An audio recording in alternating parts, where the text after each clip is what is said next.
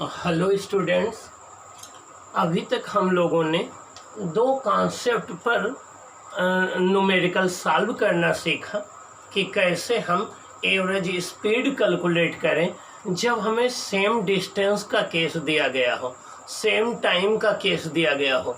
अब हम कुछ और केसेस डिस्कस करते हैं जिससे हम एवरेज स्पीड को कैलकुलेट करेंगे। आइए हम देखते हैं और क्या केसेज होंगे स्टूडेंट्स जिससे आपको न्यूमेरिकल सॉल्व करने में इजी हो। देखिए, गुरुमंत्र नंबर थर्ड है। देखिए, ये कोई एक ऑब्जेक्ट है, ए पॉइंट पर है। v1 स्पीड से चलना स्टार्ट करती है, t1 टाइम तक ये मूव करती है। t1 टाइम के बाद ये b पॉइंट पर पहुंचती है, b पर इसकी स्पीड चेंज हो जाती है, v2 होती है। फिर ये t2 टाइम तक मूव करती है, c पॉइंट पर ये जाकर के बॉडी रेस्ट में आ जाती है। आपसे पूछा जाता है कि a और c के बीच में बताइए इसकी एवरेज स्पीड क्या है।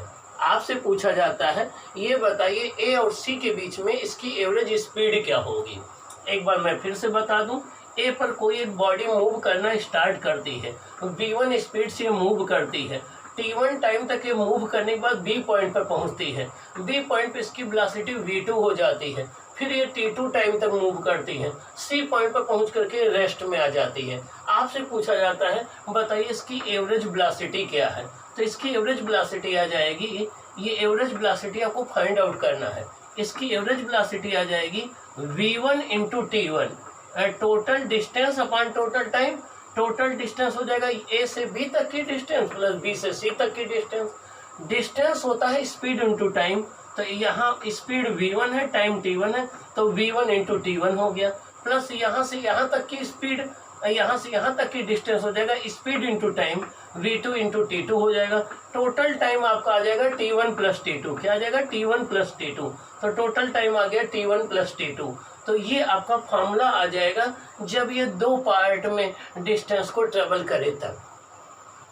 अगर यहीं पर एक केस और बढ़ा दिया जाए कि ये t3 टाइम तक v3 स्पीड से चलती है, तब बताइए एवरेज स्पीड क्या होगी। तब एवरेज स्पीड आ जाएगी v1 t1 plus v2 t2 plus v3 t3 upon t1 plus t2 plus t3। ये आपका केस आ जाएगा। तो जब आपका 3 पार्ट में दिया गया होगा ये केस यूज करेंगे, 2 पार्ट में दिया गया होगा तो ये केस यूज करेंगे। अब हम देखें अगला केस क्या है। यहाँ पर डिफरेंट टाइम थे और डिफरेंट स्पीड थी। यहाँ पर डिफरेंट स्पीड होगी, डिफरेंट डिस्टेंस होगी। अब देखिए ये केस कैसे करेंगे। ए पर कोई एक बॉडी है, v1 स्पीड से चलना शुरू करती है, s1 डिस्टेंस से ट्रेवल करती है, b पॉइंट पर पहुंच जाती है। फिर b पॉइंट पर इसकी स्पीड v2 हो जाती है। फिर ये s2 डिस्टेंस ट्रेवल करती है, c पॉइंट पर आकर के रेस्ट में आ जाती है। मीन्स ए पॉइंट से एक बॉडी चलना स्टार्ट करती है, v1 स्पीड से चलती है, s1 डिस्टेंस तक चलती है, पॉइंट b पर पहुंचती है। पॉइंट बी पर इसकी स्पीड v2 हो जाती है। फिर ये s2 डिस्टेंस तक चलती है और फिर रेस्ट में आ जाती है। आपको एवरेज स्पीड निकालना है। एवरेज स्पीड होता है total distance upon total time. Total distance हो जाएगा ए से बी तक की डिस्टेंस s1 प्लस बी से सी तक की distance s2 upon total time. Time होता है डिस्टेंस अपॉन स्पीड, तो ए से बी तक का टाइम हो जाएगा s1 अपॉन v1 और बी से सी तक का टाइम हो जाएगा s2 अपॉन v2। ये हो जाएगा टाइम इक्वल टू होता है distance upon speed, distance upon speed, total time ये हो जाएगा।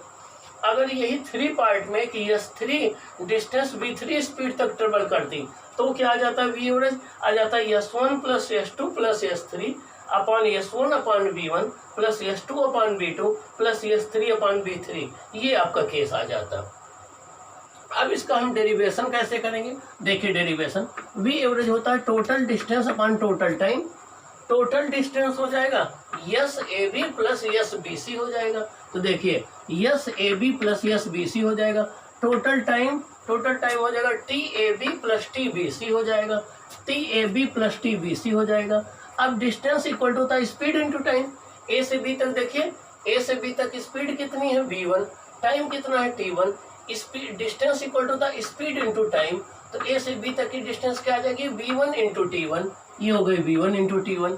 बी से सी तक की डिस्टेंस क्या हो जाएगी? Speed into time, v2 into t2। ये हो जाएगा v2 into t2 upon total time t1 plus t2। तो ये केस आ जाएगा। अब देखिए इस पर न्यूमेरिकल सॉल्व कर ले हम लोग तो ये बात और क्लियर हो जाएगी। आइए एप्लीकेशन फर्स्ट सीखते हैं। A car moves for first half hour with a speed of 10 kilometre per our. देखिए फर्स्ट हाफ आवर ये दिया गया है आपका T1 और विद स्पीड 10 किलोमीटर आवर ये हो गया V1 and for the next hour, next hour का मतलब हो गया 1 आवर, नेक्स्ट आवर ये हो गया आपका T2 with a speed 20 kilometre per our ये हो गया V2। Find the average speed, आपको क्या निकालना है? एवरेज स्पीड निकालना है। देखिए फर्स्ट हाफ आवर तक किस स्पीड से वो चली? फर्स्ट हाफ आवर तक वो चली किस स्पीड से? 10 किलोमीटर पर आवर से। अगले 1 आवर तक किस स्पीड चली? 20 किलोमीटर पर आवर से। आपको एवरेज स्पीड निकालना है। देखिए एवरेज स्पीड कैसे सॉल्व करेंगे? सोल्यूशन फर्स्ट गिवन, V1 कितना गिवन है? 10 किलोमीटर पर आवर। V2 कितना गिवन है आपका? T1 कितना गिवन है? Half hour. V2 कितना गिवन है आपका? 20 किलोमीटर पर आवर। और T2 कितना गिवन है? 1 आवर। V एवरेज निकालना है। फॉर्मूला होता है V average equal to V1 T1 plus V2 T2 upon T1 plus T2। V1 कितना है? 10। V1 कितना है आपका? 10। ये T1 कितना है आपका? Half hour. T1 कितना है आपका? Half hour. V2 कितना है? 20। T2 कितना है? 1 अपॉन T1 कितना है? 1 अपॉन 2। T2 कितना है? 1। तो ये हो जाएगा 2 1 जा 2 2 5 जा 10, ये हो जाएगा 5 प्लस 20 अपॉन ये हो जाएगा 2 1 जा 2 1 3 अपॉन 2। तो ये आपका आ जाएगा 25 इंटू 2 अपॉन 3। तो ये आपका आ जाएगा, ये आपका आ जाएगा 25 into 2 upon 3 50 upon 3 kilometre per hour आ जाएगा। क्या 50 अपॉन 3 किलोमीटर पर आवर आ जाएगा। अब सेकंड क्वेश्चन देख लेते हैं। A car travels first 50 kilometre with a speed 20 kilometre per hour and next 30 kilometre with a speed 15 kilometre per hour. Find V average. आपको क्या निकालना है? V एवरेज निकालना है। देखिए कैसे सॉल्व करेंगे। यहाँ पर ये S1 गिवन है 50 किलोमीटर, ये S1 है, ये V1 है, ये S2 है, ये आपका V2 है। तो देखिए S1 है 50 किलोमीटर, V1 है 20 किलोमीटर पर आवर, S2 है 30 किलोमीटर, V2 है 15 kilometre per our. Average speed का फॉर्मूला होता है V एवरेज होता है S1 plus S2 upon S1 upon V1 plus S2 upon V2, ये होता है। तो आपका हो जाएगा V एवरेज S1 कितना है आपका? 50 किलोमीटर, S2 कितना है आपका? 30 किलोमीटर, ये हो जाएगा 50 अपॉन 20 प्लस 30 अपॉन 15। देखिए 50 और 30 कितना हो जाएगा? 80। और ये हो जाएगा 1 0 से 1 0 कैंसिल हो जाएगा। 5 अपॉन 2 क्या आ जाएगा? 2.5। और ये आ जाएगा 15 2 जा 32, 2 2 4.5, ऊपर आ जाएगा 80 अपॉन 4.5, 1 डेसिमल हटा देंगे, आ जाएगा आपका 800 अपॉन 5। तो हो जाएगा 5 9 45, 5 9 जा 45, 5 16 जा 800, 160 अपॉन 9 किलोमीटर पर आवर, ये आपका आंसर आ जाएगा। तो जब भी आपको स्पीड डिफरेंट दी गई हो, टाइम डिफरेंट दिया गया हो, तो आप ये वाला केस यूज करेंगे। जब भी आपको स्पीड डिफरेंट दी गई हो, डिस्टेंस डिफरेंट दिया गया हो, तो ये केस यूज करेंगे एवरेज स्पीड निकालने के लिए। तो अगली कॉन्सेप्ट आपकी ये हो गई, इस कॉन्सेप्ट से आप जो है सॉल्व करेंगे। अब हम इस कॉन्सेप्ट पर बेस्ड क्वेश्चन और न्यूमेरिकल डिस्कस करेंगे। अब हम इस कॉन्सेप्ट पर बेस्ड क्वेश्चन और न्यूमेरिकल डिस्कस करेंगे। देखिए उसको कैसे आप सॉल्व करेंगे। अब हम एक और न्यूमेरिकल कंसीडर करते हैं, देखते हैं कि हम इन दोनों केस का एप्लीकेशन कैसे उसमें करते हैं, उस न्यूमेरिकल को सॉल्व करने के लिए। आइए हम देखते हैं कि ये न्यूमेरिकल क्या है। देखिए NCERT न्यूमेरिकल डिस्कशन क्वेश्चन है, a body travelling along a straight line traversed 1/2 of the total distance with a speed v0। मतलब क्या हुआ, एक बॉडी है जो एक स्ट्रेट लाइन के अलोंग ट्रेवल कर रही है, एक बॉडी है जो स्ट्रेट लाइन के अलोंग ट्रेवल कर रही है और टोटल डिस्टेंस की हाफ डिस्टेंस, टोटल डिस्टेंस की हाफ डिस्टेंस वो v0 स्पीड से ट्रेवल कर रही है। टोटल डिस्टेंस की हाफ डिस्टेंस वो v0 स्पीड से ट्रेवल कर रही है। The remaining part of the distance was covered with a speed v1 for half time and with a speed v2 for the half of the time. Find the mean speed for whole time of motion। Means अब जितनी remaining distance बची s/2 उसको travel करने में उसको जितना भी time लगता उसके हाफ टाइम तक वो v1 स्पीड से चल रही, अगले हाफ टाइम तक वो v2 स्पीड से चल रही। आपको इंटायर जर्नी की एवरेज स्पीड निकालना है, इंटायर जर्नी की एवरेज स्पीड निकालना है। फिर से समझ लीजिए, कोई एक बॉडी है जो स्ट्रेट लाइन में ट्रेवल कर रही है, जितनी टोटल डिस्टेंस उसकी हाफ वो v0 स्पीड से चलती है। रिमेनिंग जो डिस्टेंस बची उसको ट्रेवल करने में जितना भी टाइम लगेगा उसके हाफ टाइम तक जो है वो v1 स्पीड से चलती है, रिमेनिंग हाफ टाइम तक वो v2 स्पीड से चलती है। तो इंटायर जर्नी की आपको एवरेज स्पीड निकालना है v0 v1 v2 के टर्म में। आइए देखिए कैसे सॉल्व करते हैं। सॉल्यूशन गिवन देखिए, ए से बी तक इस बॉडी को जाना था। देखिए ए से बी तक इस बॉडी को टोटल डिस्टेंस ट्रेवल करना था। ए से बी तक की टोटल डिस्टेंस कितनी है s, ए से बी तक की टोटल डिस्टेंस कितनी है s। अब टोटल डिस्टेंस की हाफ डिस्टेंस, तो टोटल डिस्टेंस s है, इसकी हाफ डिस्टेंस हो जाएगी s/2 और बाकी क्या बचेगी, s/2 बचेगी। तो हाफ डिस्टेंस किस स्पीड से चल रही है, वो v0 से, और ए से कहाँ पहुंच गई, वो सी पॉइंट पर। अब देखिए सी से बी तक जाने में उसको जितना भी टाइम लगता, सी से डी तक जाने में उसको जितना भी टाइम लगता उसके हाफ टाइम तक वो v1 स्पीड से चल रही है, बाकी हाफ टाइम तक वो v2 स्पीड से चल रही है। आपको पूरे जर्नी की जो है वो आपको एवरेज स्पीड निकालनी है। चलिए इस क्वेश्चन को हम बड़े ध्यान से देखें। हम पहले सी से बी तक की मोशन को देखें। देखिए सी से बी तक के मोशन में t/2 टाइम तक वो v1 स्पीड से चल रहा, अगले t/2 टाइम तक वो v2 स्पीड से चल रहा। देखिए ये दोनों टाइम सेम है, देखिए ये दोनों टाइम सेम है। इस टाइम वो v1 स्पीड चला, इसी टाइम वो v2 स्पीड से चल रहा है। तो हम इतने के लिए सेम टाइम वाला केस अप्लाई कर सकते हैं। सी से बी तक के लिए हम सेम टाइम वाला केस अप्लाई कर सकते हैं। हम मान लें सी से बी तक एवरेज स्पीड v है। हम ये सपोज कर लें सी से डी तक एवरेज स्पीड क्या है, v है। क्या है, v है। तो देखिए सी से बी तक का क्या केस है, सी से बी तक का आपका सेम टाइम वाला केस है। सेम टाइम में एवरेज स्पीड कैसे निकाली जाती है, v1 + v2/2 से, v1 + v2/2 से। तो सी से बी तक की एवरेज स्पीड क्या हो गई, उसको हमने v' मान लिया। तो v' क्या हो गया, v1 + v2/2। अब एक नया डायग्राम हमने ड्रा कर दिया। देखिए ये ए से बी तक की टोटल डिस्टेंस क्या है, s थी, और s/2 डिस्टेंस किससे चल रही, v0 से, और बाकी s/2 कितनी बची हुई है, s/2 तो चल चुकी, बाकी बची s/2 की किस स्पीड चल रही है, वो v' से चल रही है। अब आप देखिए, अब आपका डिस्टेंस सेम हो गया, ये s/2 है, ये s/2 है। अब सेम डिस्टेंस वाली कॉन्सेप्ट अप्लाई हो जाएगी। तो अगर डिस्टेंस सेम हो तो एवरेज, अब ए से बी तक देखिए सेम डिस्टेंस है, तो अब एवरेज स्पीड होती है 2v1 v2/v1 + v2। 2v1 कितना है, v0, v2 कितना है, v'/v0 + v'।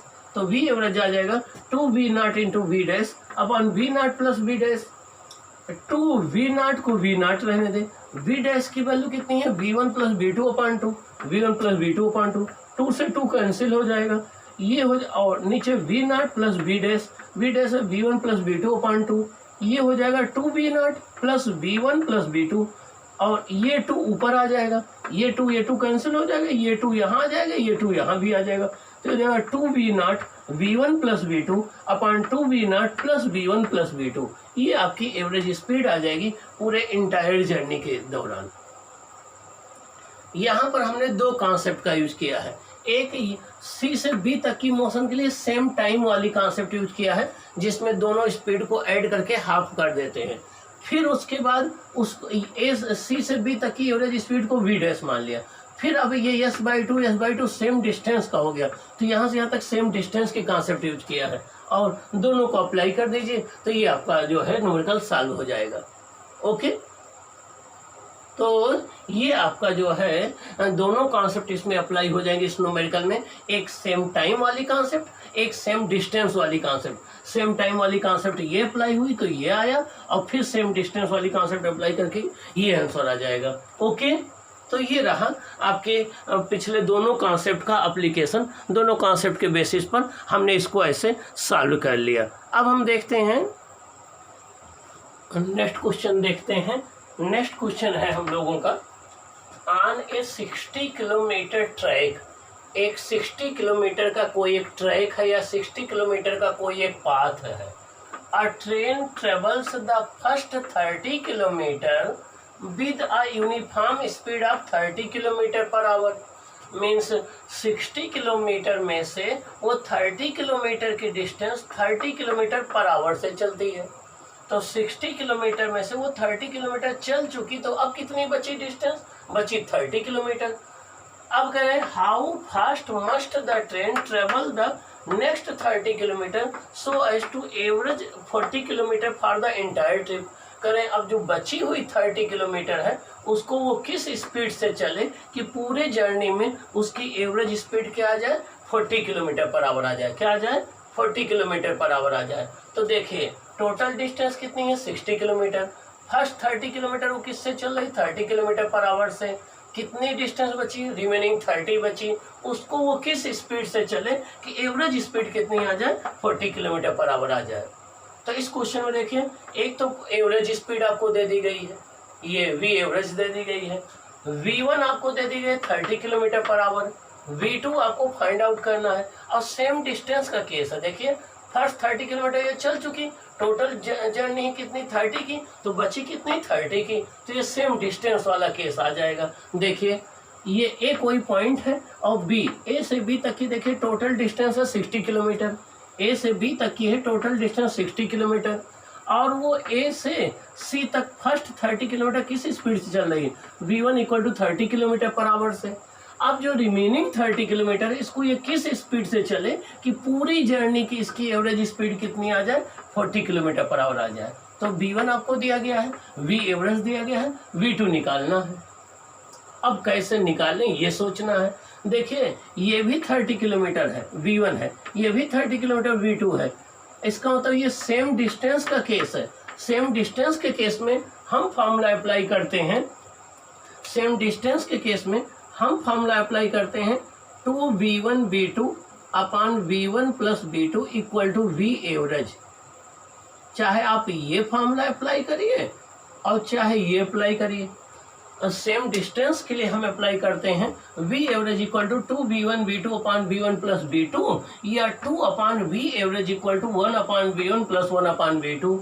अब 2 अपॉन V एवरेज कितना है? 40 और 1 अपॉन V1 कितना है? 1 upon 30। 1 upon V2 find out करना है। 1 अपॉन V2 हो जाएगा 1 अपॉन ये 2 1 जा 1 2 20 जा 30, 1 अपॉन 20 माइनस 1 अपॉन 30, 20 30 का एलसीएम 60 हो जाएगा। 1 अपॉन V2 हो जाएगा 23 जा 63, 32 जा 60, 1 अपॉन V2 हो जाएगा 1 अपॉन 60, V2 कितना आ जाएगा? 60 किलोमीटर पर आवर। इसका मतलब कि रिमेनिंग 30 किलोमीटर वो डिस्टेंस अगर वो 60 किलोमीटर पर आवर से चले तो इंटायर जो जर्नी की उसकी एवरेज स्पीड आ जाएगी वो क्या आ जाएगी? 40 किलोमीटर पर आवर आ जाएगी। क्या आ जाएगी? 40 किलोमीटर पर आवर आ जाएगी। ओके, तो इस कॉन्सेप्ट पर आपका ये बेस्ड है। यहाँ पर इन्होंने क्या किया? V2 अननोन कर दिया, V1 दे दिया और पूरी एवरेज स्पीड दे दिया। आपसे V2 ये कैलकुलेट करना चाहते हैं। ओके, तो इस कॉन्सेप्ट पर आपका ये क्वेश्चन हो गया। तो ये जो डिफरेंट कॉन्सेप्ट हम लोगों ने अभी तक स्टडी किए उस कॉन्सेप्ट को अप्लाई कर करके आप इन क्वेश्चंस को हैंडल कर सकते हैं। एवरेज स्पीड और एवरेज स्पीड आप आसानी से कैलकुलेट कर सकते हैं। ठीक ना? तो अभी तक हम लोगों ने क्या क्या कॉन्सेप्ट सीखा ये हम बता दें आपको। फर्स्ट हम लोगों ने स्टडी किया कि स्पीड क्या होती है। The rate of change of distance in any direction is called speed. फिर हम लोगों ने सीखा इंस्टेंटेनियस स्पीड क्या है। फिर हम लोगों ने सीखा एवरेज स्पीड क्या है। फिर हम लोगों ने डिस्कस किया यूनिफॉर्म स्पीड क्या है। फिर हम लोगों ने डिस्कस किया नॉन यूनिफॉर्म स्पीड क्या है। फिर हम लोगों ने डिस्कस किया कि एवरेज स्पीड को कैलकुलेट कैसे करते हैं। पहला केस हमने देखा था सेम डिस्टेंस का केस। दूसरा केस हम लोगों ने देखा था सेम टाइम का केस। थर्ड केस देखा था डिफरेंट टाइम का डिफरेंट स्पीड का केस। फोर्थ केस हम लोगों ने देखा था डिफरेंट स्पीड का डिफरेंट डिस्टेंस का केस। और फिर उनके एप्लीकेशन हम लोगों ने न्यूमेरिकल में किए कि न्यूमेरिकल में हम इनको अप्लाई कैसे करें, अप्लाई करके हम इनको सॉल्व कैसे करें, न्यूमेरिकल में हम इनको अप्लाई करके सॉल्व कैसे करें। ओके, अब हम कुछ क्वेश्चन इस पर ओरल आपके साथ डिस्कस करते हैं। आप जो है बताएंगे, कुछ क्वेश्चन हम आपके साथ ओरल डिस्कस करते हैं, आपको बताना है। फर्स्ट क्वेश्चन आपका ये है कि एवरेज स्पीड इंस्टेंटेनियस स्पीड के इक्वल कब होती है। फर्स्ट क्वेश्चन बताइए। Okay, very good. इसका आंसर ये है कि जब कोई बॉडी यूनिफॉर्म स्पीड से चल रही हो तो उसकी एवरेज स्पीड इंस्टेंटेनियस स्पीड के इक्वल होती है। सेकंड क्वेश्चन ये है, सेकंड क्वेश्चन आपका है, आपको बताना है कि एवरेज स्पीड तो भी आपने बताया, डिस्टेंस और डिस्प्लेसमेंट किस केस में सेम होते हैं। ओके, ये वेरी गुड। इसका आंसर ये है कि जब कोई बॉडी एक स्ट्रेट लाइन में बिना डायरेक्शन चेंज किए हुए, जब कोई बॉडी एक स्ट्रेट लाइन में बिना डायरेक्शन चेंज किए हुए मूव करती है तो उसके डिस्प्लेसमेंट का मैग्नीट्यूड और उसकी डिस्टेंस दोनों सेम होती है। When a body moves in a single straight line without changing the direction of motion, then in a given time interval, the distance and the magnitude of displacement are same. मतलब जब भी कोई body बिना direction change किए हुए एक ही direction में चल रही हो स्ट्रेट लाइन में, तो उस केस में उसकी जो डिस्टेंस होगी और डिस्प्लेसमेंट का मैग्नीट्यूड दोनों सेम होंगे। नेक्स्ट क्वेश्चन आपका ये है कि ठीक है, कोई बॉडी अगर बिना डायरेक्शन चेंज किए एक सिंगल स्ट्रेट लाइन में मूव कर रही है तो उसके डिस्प्लेसमेंट का मैग्नीट्यूड डिस्टेंस के मैग्नीट्यूड के इक्वल होगा। लेकिन अगर डायरेक्शन ऑफ मोशन चेंज हो गई तब क्या होगा, तब बताइए आंसर। तो अगर कोई बॉडी अपनी डायरेक्शन ऑफ मोशन को चेंज कर देती है तो उसकी डिस्टेंस उसके डिस्प्लेसमेंट के मैग्नीट्यूड से ग्रेटर होती है। जब कोई बॉडी अपनी डायरेक्शन ऑफ मोशन को चेंज कर देती है तो उस केस में उसकी जो डिस्टेंस है उसके डिस्प्लेसमेंट के मैग्नीट्यूड से ग्रेटर होती है। अगला क्वेश्चन, क्या डिस्टेंस कभी डिस्प्लेसमेंट से स्मॉलर हो सकती है? नो, कभी नहीं हो सकती है। डिस्टेंस जो है या तो डिस्प्लेसमेंट के मैग्नीट्यूड के इक्वल होगी या तो उससे ग्रेटर होगी, कभी स्मॉलर नहीं हो सकती है। जब बॉडी एक सिंगल स्ट्रेट लाइन में चलेगी उस केस में डिस्टेंस और डिस्प्लेसमेंट का मैग्नीट्यूड सेम होगा। जब बॉडी अपनी डायरेक्शन ऑफ मोशन को चेंज कर देगी तो डिस्टेंस ज़्यादा होगी, डिस्प्लेसमेंट कम होगा। नेक्स्ट पॉइंट, डिस्प्लेसमेंट कैसी क्वांटिटी है, स्केलर या वेक्टर? वेक्टर क्वांटिटी है। Very good. अगर वेक्टर क्वांटिटी तो इसकी डायरेक्शन हम क्या लेते हैं? इसकी डायरेक्शन हम लेते हैं इनिशियल पोजीशन से फाइनल पोजीशन को ज्वाइन करती हुई एक स्ट्रेट लाइन लेते हैं तो इसकी डायरेक्शन इनिशियल से फाइनल पोजीशन की डायरेक्शन में होती है। Next question, displacement find out करने के लिए क्या करते हैं?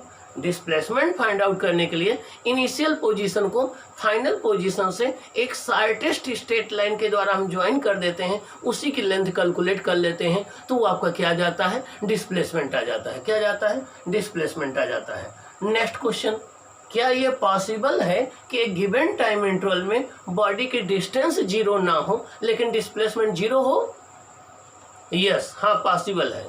जब कोई बॉडी मोशन करती हुई अपने इनिशियल पोजीशन में फिर वापस लौट आती है तो उसका डिस्प्लेसमेंट जीरो हो जाता है लेकिन उसकी डिस्टेंस जीरो नहीं होती है। Distance equal to length of the path होता है, तो इसलिए डिस्टेंस जीरो नहीं होती है। ओके, इसका मतलब ये हो गया कि जब कोई बॉडी अपने इनिशियल पोजीशन में आ जाएगी तो उसका डिस्प्लेसमेंट जीरो हो जाएगा लेकिन डिस्टेंस जो है वो जीरो नहीं होगी। अगला क्वेश्चन, क्या हम डिस्टेंस को डिस्प्लेसमेंट से कंपेयर कर सकते हैं? नो, नहीं कर सकते हैं। डिस्टेंस एक स्केलर है, डिस्प्लेसमेंट एक वेक्टर है। हम एक स्केलर को एक वेक्टर से नहीं कंपेयर कर सकते। हाँ, डिस्प्लेसमेंट का मैग्नीट्यूड निकाल लें तो जो आएगा वो स्केलर होगा, तो हम डिस्टेंस को डिस्प्लेसमेंट के मैग्नीट्यूड से कंपेयर कर सकते हैं, ठीक ना, लेकिन उसके डायरेक्शन से नहीं। डिस्प्लेसमेंट का एक एग्जाम्पल, 10 मीटर नॉर्थ में अगर कोई चीज़ चल रही है तो ये डिस्प्लेसमेंट है, लेकिन 10 मीटर कोई चीज़ चल रही तो ये क्या है? डिस्टेंस है। क्या है? डिस्टेंस है। क्या है? डिस्टेंस है। नेक्स्ट क्वेश्चन है कि पोजीशन कैसी क्वांटिटी है, स्केलर या वेक्टर। पोजीशन एक वेक्टर क्वांटिटी है। क्या है? पोजीशन एक वेक्टर क्वांटिटी है, क्योंकि किसी भी ऑब्जेक्ट की पोजीशन को डिस्क्राइब करने के लिए हमें जो है डायरेक्शन और उसकी डिस्टेंस दोनों बतानी पड़ती है। तो पोजीशन एक वेक्टर क्वांटिटी है। क्या है? पोजीशन एक वेक्टर क्वांटिटी है। अब शुरुआत में हम लोगों ने पढ़ा था, हाँ, अब नेक्स्ट क्वेश्चन है काइनेमेटिक्स और काइनेटिक्स में क्या डिफरेंस होता है। काइनेमेटिक्स मैकेनिक्स की वो ब्रांच है जिसमें हम मोशन की तो स्टडी करते हैं, लेकिन मोशन क्यों हो रही है अर्थात cause of motion means force की स्टडी नहीं करते हैं। वेलोसिटी की कर देंगे, डिस्प्लेसमेंट की करेंगे, डिस्टेंस की करेंगे, लेकिन हम फोर्स की स्टडी नहीं करते हैं, काज ऑफ मोशन की स्टडी नहीं करते, उसे हम काइनेमेटिक्स कहते हैं। और जिसमें हम काज ऑफ मोशन की स्टडी करते हैं उसे काइनेटिक्स कहते हैं। क्या कहते हैं? काइनेटिक्स कहते हैं। नेक्स्ट क्वेश्चन उठता है डायनामिक्स क्या है, स्टैटिक्स क्या है। डायनामिक्स मैकेनिक्स की वो ब्रांच है जिसमें हम किसी बॉडी के मोशन स्टेट की स्टडी करते हैं, उस पर लगने वाले फोर्स को एनालाइज करते हैं। और स्टैटिक्स वो ब्रांच है जिसमें हम किसी बॉडी के रेस्ट स्टेट की स्टडी करते हैं। अगला मैकेनिक्स को डिफाइन करिए।